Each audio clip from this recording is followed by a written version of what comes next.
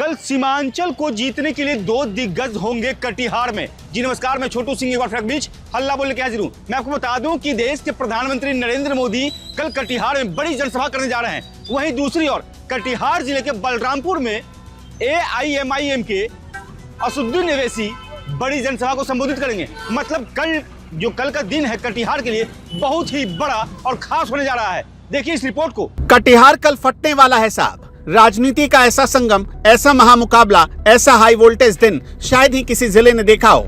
एक तरफ देश के प्रधानमंत्री नरेंद्र मोदी, दूसरी तरफ MIM के आक्रामक चेहरे असदुद्दीन ओवैसी, दोनों का एक ही दिन कटिहार में लैंड करना मतलब चुनावी दंगल का सुपर मंडे तैयार है। कल की तारीख कटिहार की राजनीति में सिर्फ एक दिन नहीं, एक रणभूमि बनने जा रही है, जहां जनता खड़ी होगी बीच में और दोनों तरफ से निकलेंगे दो बड़े राजनीतिक धार। एक सत्ता का सबसे बड़ा चेहरा, दूसरा अल्पसंख्यक राजनीति की सबसे तेज आवाज। प्रधानमंत्री नरेंद्र मोदी कटिहार सदर विधानसभा क्षेत्र में सभा करेंगे। कटिहार में मोदी का आना अपने आप में राजनीति का थर्मामीटर को उबालने वाला है। दिवाली का सीजन खत्म नहीं हुआ, पर कटिहार में पटाखे कल बजेंगे और वो होंगे राजनीतिक पटाखे। मोदी का एक एक वाक्य, एक एक हमला, एक एक वादा कटिहार से लेकर पूरे सीमांचल के वोटरों के दिमाग में उतरने वाला है। और भाई, मोदी जब चुनावी मोड में आते हैं तो भाषण नहीं देते, सीधा मैदान हिला देते हैं। कटिहार सदर में उनकी सभा का मतलब साफ है, ये सीट भाजपा किसी भी हाल में हाथ से नहीं जाने देगी। मोदी के आने से पूरा BJP camp high tension active हो चुका है। बैनर से लेकर बूथ तक सब कुछ कल के लिए वॉर मोड में सेट है। उधर से असदुद्दीन ओवैसी भी पीछे हटने वाले नहीं। वो उसी दिन उसी जिले में पर बलरामपुर विधानसभा क्षेत्र में अपनी गर्जना करेंगे।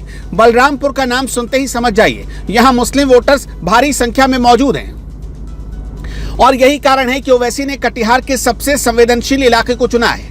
ओवैसी जहां जाते हैं, धारदार भाषण, तेज सवाल और तिलमिलाकर बोलने वाली शैली वो भीड़ में एक अलग ही आग लगा देती है और कल की सभा में भी यही होने वाला है। कटिहार के चुनावी रणनीतिकार कल पूरा दिन अपनी कुर्सी पर बैठ नहीं पाएंगे, क्योंकि एक ही दिन दो ध्रुवीय राजनीति का सीधा संघर्ष होने जा रहा है। एक मंच पर मोदी राष्ट्रवाद, विकास और स्थिर सरकार की बात करेंगे, दूसरे मंच से ओवैसी अपनी परंपरागत शैली में अल्पसंख्यक अधिकार, हक और राजनीतिक हिस्सेदारी की बात करेंगे।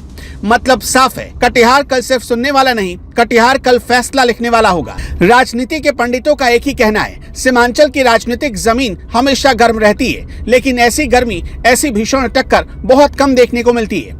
एक तरफ बीजेपी का चुनावी मशीनरी सटीक व्यवस्थित संसाधनों से लैस हर बूथ पर पकड़ रखने वाली, दूसरी तरफ ओवैसी का स्टाइल भावनात्मक और आक्रामक अपील।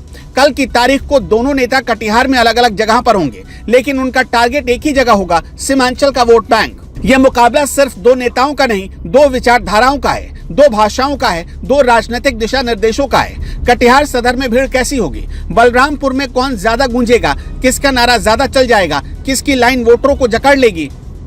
कल का दिन कटिहार के लिए चुनावी विस्फोट है, रणनीतिकारों के लिए परीक्षा है, स्थानीय नेताओं के लिए साख का सवाल है और जनता के लिए निर्णय का वक्त है। कल कटिहार में राजनीति का भूकंप आएगा और उसके झटके पूरे बिहार को महसूस होंगे। अब तो कल दोनों सभा होने के बाद ही पता चलेगा कि आखिर जुबानी जंग में किसके तीर वोटरों के दिल के पार उतर पाते हैं और सीमांचल के सभी विधानसभा सीटों पर सबसे ज्यादा सीट जीतकर कौन विधानसभा पहुंचता है। हल्ला बोल CSR के लिए छोटू सिंह राजपूत की रिपोर्ट।